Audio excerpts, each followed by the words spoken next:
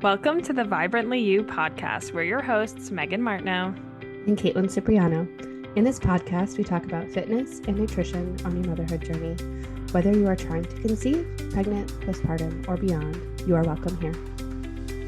Nothing is off limits, and our goal is to support you in this important season of life so that you can feel vibrantly you. As a reminder, this information is not medical advice. Please see the show notes for more details. Welcome back to the Vibrantly You podcast. Today, we are going to be engaging in a conversation around sustainable weight loss after birth. So whether you are postpartum for the first time or after multiple pregnancies, we are going to really dive into some sustainable and tangible pieces that you can utilize if you are in this phase of life. Megan is going to share more on the fitness side of things, and I'm going to be talking about the nutrition aspect of things, and I hope you will find this helpful if it is something that you are navigating. So let's roll. Yeah, so thinking about the fitness side of things, if we want to start there, one thing that I really like to focus on with people, especially newly postpartum, is really starting with functional fitness. And I do find that many of my clients do have a goal of weight loss, but it's not always like the number one goal because we need to heal postpartum, right? So I think first and foremost, postpartum, we do need to work on healing. And so this means obviously healing from birth. So thinking about pelvic floor and core, all the trauma, like the physical trauma that your body goes through with birth, focusing on healing. And then after healing is strengthening. And I always think that healing and strengthening go hand in hand, right? And this is important because there's a lot of structural changes that happen during pregnancy and like postural changes. Your center of gravity shifts up and out. A lot of people will be a little more hunched over, or their hips will kind of tuck under and shift forward. And this can cause a lot of pain and discomfort. So postpartum, we really want to try to bring the body back into a more neutral alignment, correct some of these imbalances that maybe showed up during pregnancy. And that's definitely like the first place to start. We have to lay a solid foundation postpartum before we can even consider weight loss. So functional fitness, I know that's kind of like a buzzword right now where like a lot of people are talking about functional fitness, but it really is like an important piece to start with postpartum when it comes to fitness. And so this does often look like taking things a little bit slower, really focusing on the mind-body connection again. Like I said, building up some strength. And then once you've laid that foundation, can start considering weight loss.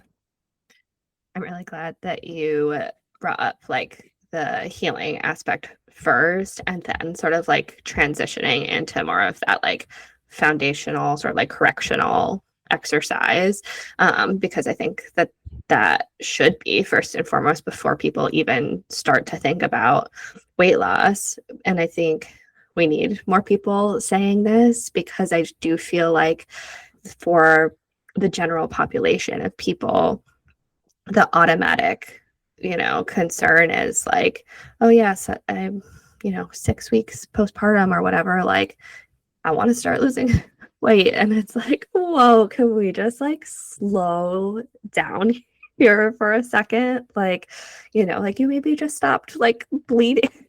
Yeah. Like, right. Or like if you had a C-section, like, okay, you can just now like move about your day without being in pain. Like I know for me, it took at least 3 to 4 weeks before I was like, I can fully stand upright now. Get in and out of bed by myself. Like it takes some time.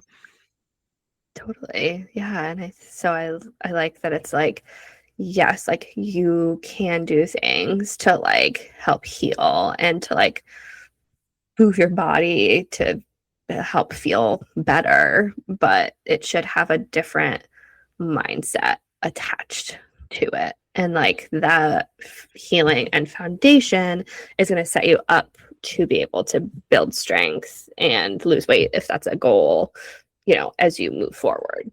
So it's a what, oh my gosh, a timeline? No. Um, Oh my God. it's a oh my God, this is like mom It's brain not at its finest. spectrum or timeline, and I can't think of it. It's like a I mean, it's like ongoing. It's a Yeah, it is journey. ongoing. It is a journey. I don't know. I can't think of the word that I wanted to use, of course, but it will come to me later as we go. But when you're thinking about though timeline, like what do you feel like is semi-realistic for most people if we're talking about like, okay, here is like sort of healing phase, here is like more, like intro to like building strength back up, like people are always curious about like what should I expect with this, and so like what are some ranges that you typically would see as long as like everything is pretty normal from a recovery post birth. Yeah. So of course, I always have to preface this with everyone is different and everyone's timelines are going to look differently. But if we're talking about kind of like average, general, or maybe ideal timelines, your healing phase really starts like day one postpartum or day of postpartum. And you can start doing gentle things immediately, like 360 breathing, some pelvic floor connection, things like that. And you're slowly adding things on, right? We also want to think about mobility and making sure like we can get rotation through the spine, like little things like that that people tend to overlook. You hit that 6-week postpartum mark and you can actually start exercising more. But again, we are not like going back to CrossFit at 6 weeks postpartum or going to burn boot camp or Pilates. Like we are starting slow, building that foundation. I would say, give it 6 to 8 weeks of really working on your form. So going back to like basic movement patterns. So think squat, hinge, upper pull, upper push, rotational work, core work, those things. That's what you want to focus on right away. Checking your form, whether that's looking in a mirror or you're recording your workouts, like see what your body's doing. Is your form not great? If you don't know what your form should look like, get on YouTube. Look up correct form for a bodyweight squat, correct form for a deadlift. Like look at those videos, then take a video of yourself, compare them side by side. Are you, generally doing the same thing? If not, let's find out why and work on that. It could be because you are having some muscle imbalances or some tightness in some areas, or you have limited mobility. And so these are all things where working with a trainer can come in handy because then you don't have to figure that out by yourself. They know what you need to work on. But that's definitely the first place to start, checking in with your form. Again, focusing on your like breathing patterns, connection to your core and pelvic floor, those kinds of things. I would take a solid, like I said, like 6 to 12 weeks to really work on those things. It's slow, it's boring. People want to skip over it. But I do find in all of my years doing this work that when people skip over that, they will come to me at 2 years postpartum, or they will show up at their pelvic floor PT and they're like, I don't know what's wrong with me. Like, why am all of a sudden like I'm peeing all the time when I'm sneezing, or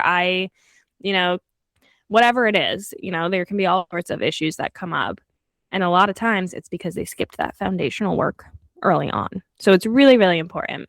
But then to say once you get to like 12 weeks postpartum, you have been working on strengthening and that foundational stuff. If you've been working on lower body strength specifically, you could start to layer in running. If you are a runner and impact training, you have to wait till at least 12 weeks postpartum. That is the recommendation. You should really be doing lower body strengthening to work up to impact training. So really we like to see the combination of the two, but that's when you could start layering that in. So yeah, there's a lot of foundational work that goes in those first 12 weeks specifically. 12 weeks meaning from birth to 12 weeks postpartum. So we're also talking about like when you get cleared at 6 weeks, it would be like at least an additional 6 weeks from there.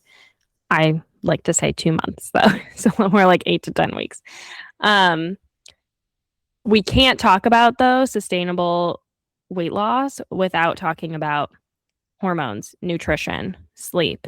Especially when we're talking about healing, nutrition is such an important part of that. And I think we also know that a lot of weight loss, I mean, yes, exercise can help, but the majority of that comes from what you are eating.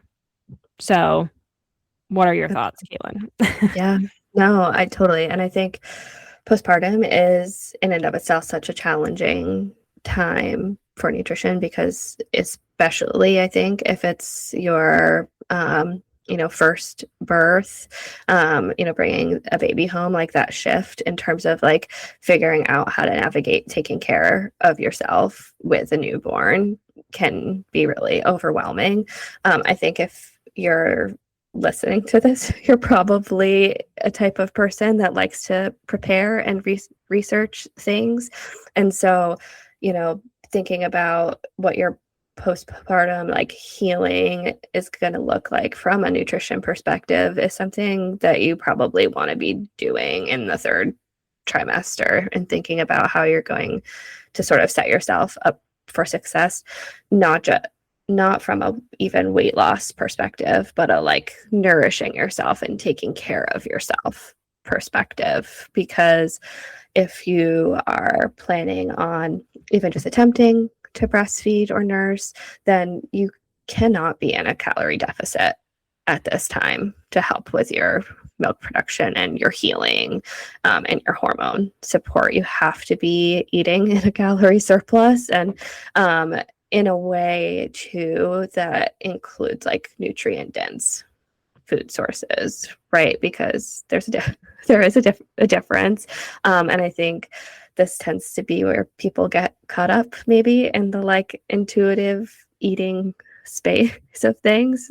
People say that like you can just eat whatever you want, blah blah blah, and it's like the health does still matter. You can still include things that you want to enjoy 100%, and you should include things that you enjoy because food also brings joy and that matters. But if we're thinking about how do you support yourself during this time, you do need protein to really help with that recovery and tissue healing process, regardless of if you've had a C-section or a vaginal birth. It's really important. And when you're, feeding a baby maybe every 2 to 3 hours, you don't have a lot of time to like sit down for a meal at the table. And so having at least like proteins prepped is like huge. Being able to pull stuff out of the freezer and thaw, or throw options in the crock pot that are simple is really makes a difference. Things that you can eat with one hand, chucking some of those protein options into a tortilla for a wrap, or being able to, have a bowl that has components that you can still, have chucked to the side of you while you're nursing a baby. Like they have to be accessible, simple options. But alongside the importance of protein, we also need healthy fats for supporting your hormones and for inflammation and mood support. So, those are some things that I see people kind of like miss or maybe skimp on, especially early on in postpartum, but making sure that like you're cooking or using a dressing or a sauce that has like, olive or avocado oil, topping bowls and, toasts with things like avocado or nut butters. Those are really helpful. And they do also like kind of help with calorically adding in things that are meaningful as well. So those are, I think, people do pretty well with making sure to get enough, carbs and fruits and vegetables, if that's you. The protein and sometimes the healthy fats, I find, is what people are not necessarily not including, but lacking a little bit, especially early on in the postpartum phase. So, and again, those are for things like the tissue healing, for mood support, for hormone support, because there's a lot shifting and going on there. Right after you have your baby is that most significant hormonal drop that you experience in your whole life. It's like, you know, your hormones are peak right before you have the baby, and then they just tank. And it's for a purpose, you know, it helps, again, like your milk supply come in and everything, but it can feel a little harsh after them being really high. So nutrition is a really great way that you can support that. The other area of literature that I always find so interesting is that nutrition can make a big difference in reducing inflammation, and that reduction of inflammation can be directly tied to postpartum mood disorders. And so we can certainly, while they're obviously not unavoidable, they can help support your mood and prevent some of these things, which is, you know, amazing that's beneficial. Yeah, that is such a great point. I do want to bring up too, obviously we were talking about like people wanting to eat a lot when they're breastfeeding, right? Like they're eating carbs, they're reaching for carbs, which I do think a lot of people can relate to that. But say that you're not breastfeeding, or even say that you are, and you tend to be a person that when you are stressed and overwhelmed, you are not great about eating, or you forget to eat. I was actually talking to someone about this recently who's a little further along postpartum, but was just talking about how she's really bad at eating because she's always focusing on her baby and, you know, just will literally forget to eat, because there are people out there that are, their stress response is more of like not eating. Hello, it's me. But are we actually talking about a friend or? No, I actually am talking about a friend. But like, what are the long-term lasting impacts of that? You know, like not I mean, I know we're talking about weight loss, and like even too, like I was going to mention, sorry, I'm going off in multiple different directions, but I think it all ties together. There's a influencer that I had seen a couple months ago who had her baby, and she started Weight Watchers. Anyone remember Weight Watchers? It's making a comeback. And she was I'm surprised I didn't send this to you, Caitlin, because I saw it and I like wanted to. I'm already rolling my eyes. I know. I definitely forgot to send it to you because I was like, what in the world? But, and so, you know, she has millions of followers and she's sharing about doing Weight Watchers, and she was breastfeeding, newly postpartum, talking about how it's helping with her weight loss. But I guess like what I want you to talk about is like, what are these long lasting impacts of people maybe jumping into weight loss too quickly and being in a calorie deficit when they are in this healing phase postpartum, as well as the people who are maybe not great at like prepping foods and like they're stuck nursing, or like, you know, their baby's contact napping all the time and maybe they didn't prepare those foods and they don't have, and they're like, well, I'll just get food later. And then the baby has a blowout and then they forget to eat. And then, you know, before they know it, it's 5 o'clock and they're like, oh my gosh, I haven't eaten anything all day. No wonder I'm so cranky and irritable, you know, but like, what are the long lasting impacts of essentially like some malnutrition, you know, early on postpartum? Yeah.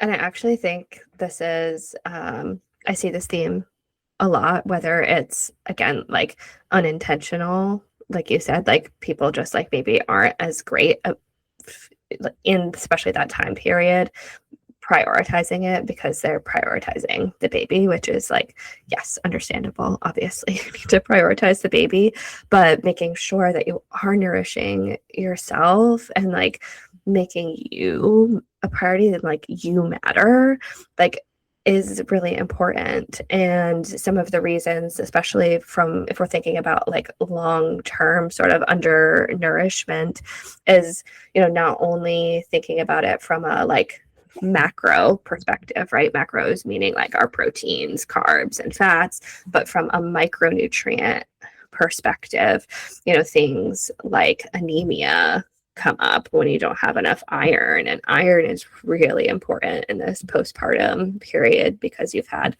significant blood loss throughout the process, and also you just like lost a lot of blood volume anyways from pregnancy.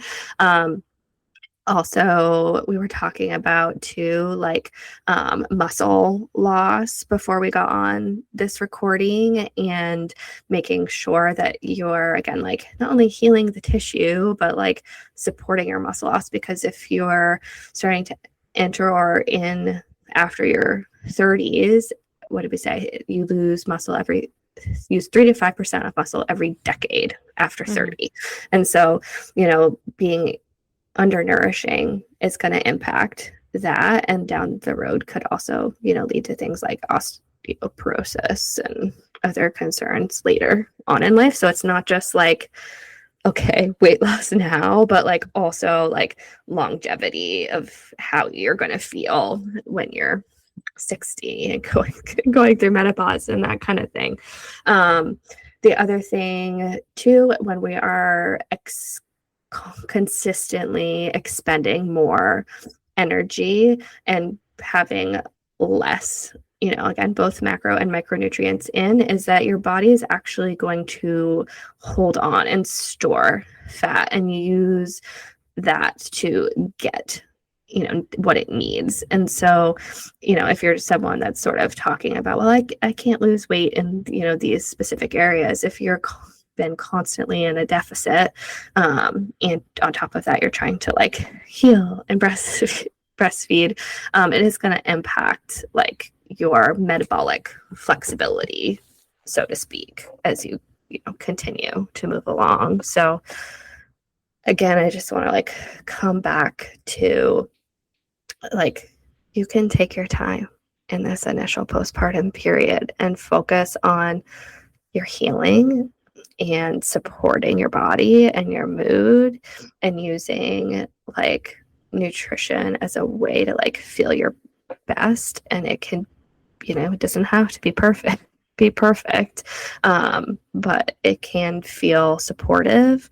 And then as you get a little farther along and you have a little bit more mental capacity, maybe you're in more of a time frame where you're starting to like think about weaning your baby. So potentially, for a lot of moms, this is closer to a year.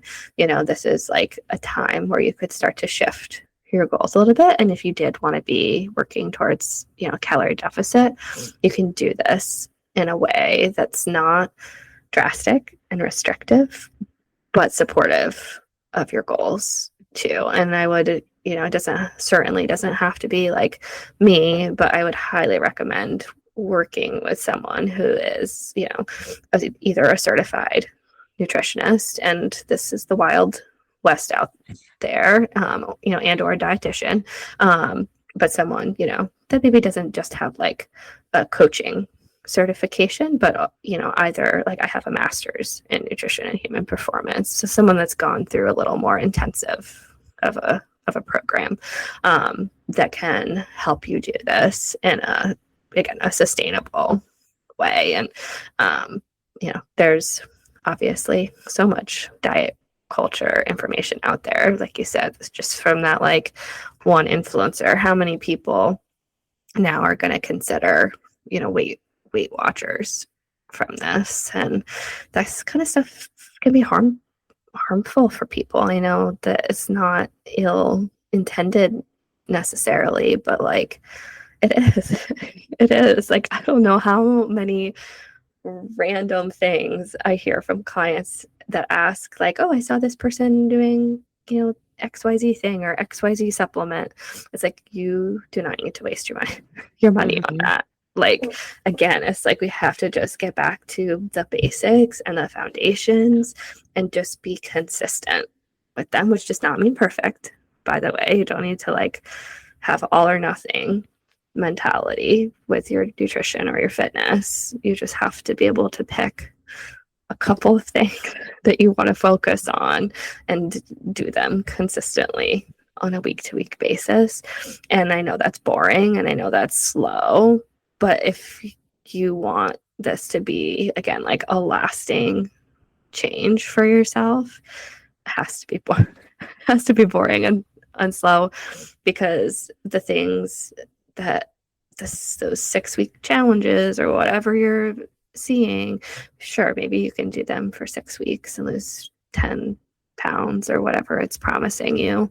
But I guarantee that whatever it is, you're not going to be able to keep up with, or the most average person is not going to be able to keep up with. Been working in this field for I know.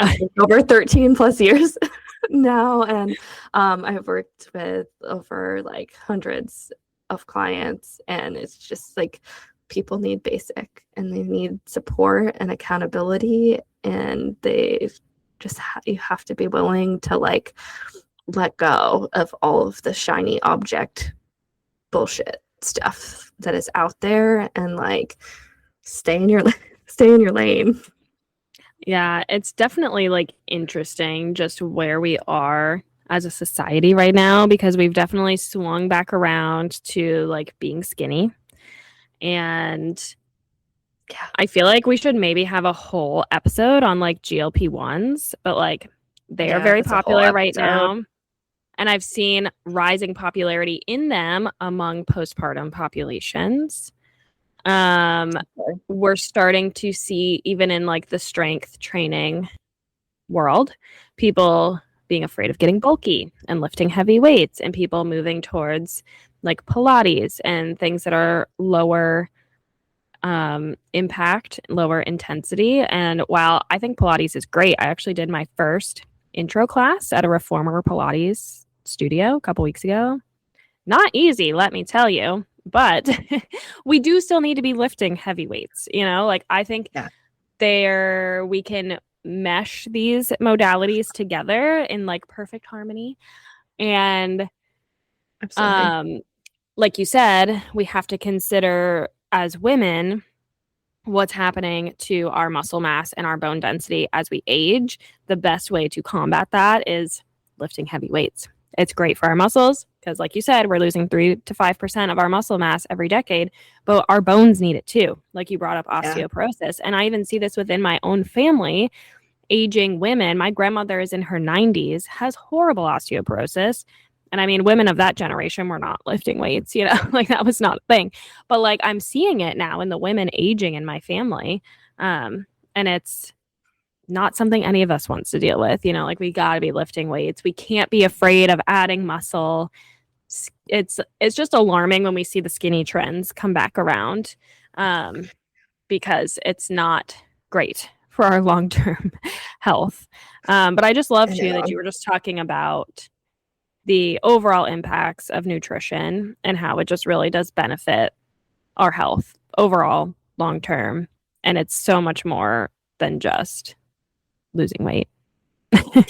Yeah, exactly. And I think it's like, I think if you're open to shifting your mindset to making it about your like health and just like, you know, as a way to nourish yourself. And I think the term like nourishes not only through like food, but other things that we do as well. But if you can, again, just like focus there, then like the goal of weight loss is like also gonna come, right? Mm-hmm. And like that you can't like both can still like coexist together. Like you can still prioritize your health but also have aesthetic goals. Like that's not a bad thing. Like they can both have a place, but I think the weight loss and the aesthetics cannot be like at all costs,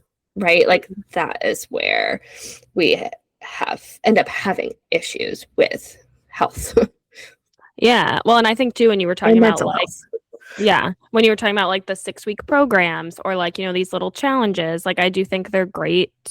They can be great for people who need that boost of motivation, right, to get going. But I do think this is where it leads to people like falling off track and like the yo-yoing, because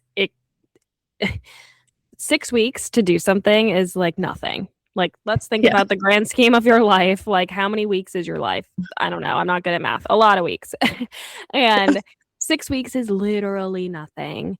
You cannot, like, I even think about when I'm programming workouts for people, like, they're doing the same block of workouts at least 6 weeks before we Yeah. like move on and change things, because your body needs that repetition Hmm. to adapt, to put on muscle, to, you know, make Yeah. progress, to build strength. When we are constantly changing things up, whether that's a nutrition plan that you're following or a workout plan, that's where you're seeing this like yo-yoing. It might be fun for your brain to be like, ooh, something new, something motivating. That's fun. But when we're talking about these long-term sustainable, um, I don't even want to say programs, but just like these long-term sustainable habits, you're not going to Yeah. find it in a 6-week program. You have to find what is realistic for your lifestyle, and that's going to look different for everybody. And what's something that you enjoy and that you can stick to. And I really like too what you said too about the foundation of nutritional stuff. And once you've really dialed that in and you're nourishing, then the weight loss comes. Because I think too, to your earlier point, like not eating enough or like not eating enough of the right things can cause the disruption in like your metabolic, like what's happening metabolically and your body wanting to hold on to certain nutrients. And then people get frustrated because they can't lose weight. And so it's like if you're constantly in those states, yeah, you're not gonna find sustainable weight loss because your body is like internally freaking out. So Yeah. And our bodies do want to feel like safe and like well regulated. And if they're not feeling safe and well regulated, again, whether that's like intentional or not intentional, it is gonna like hold on to things so that it can feel safe. And so like your body doesn't want to be in survival mode. It wants to be in optimal mode. And if you can, again, like slowly support yourself and getting there and being okay with it, being slow, I think we have to really like let go of these like sort of quick fix, approaches. Like it's doable, but yeah. you mentally have to let go. You mentally have to let go. Yeah, and I think it does mean moving away from trendy things, like maybe not jumping on whatever it is like your favorite influencer is doing, and instead just really finding what works best for you. And I think that's why you and I too are very passionate, and like our main like service for people is one-on-one, because we've been doing Yeah. this long enough where we know that there's no such thing as like a one size fits all, especially for the population that we work with, which is perinatal, pregnant, postpartum, perimenopause, menopause, women like going through all these transitions. um it's just there's so many external factors to consider that it's just Mhm. so hard to find something generalized that works for everybody. And so that's why we like working with people one on one, because we can actually help them find something that works for them, that takes into account all these different factors and helps people find that more long term sustainability. So I feel like it's probably a good place for us to wrap up this episode. Um, if you found this helpful, please be sure to share with a friend, leave us a review. And if you are wanting to explore a one on one type of program, whether it's nutritionally, exercise, Caitlin and I will also work together collaboratively with clients. We love doing that. Caitlin and I love working Mhm. together. We can do that as well in like a 2-on-1 sort of format. So if you're interested in that, you can either head to our websites. I'll drop the links below with our one-on-one services, or you can always just message us on Instagram or send an email, and we'd be happy to chat and find something that works for all of us. So that's it for today's episode. We will be back next week.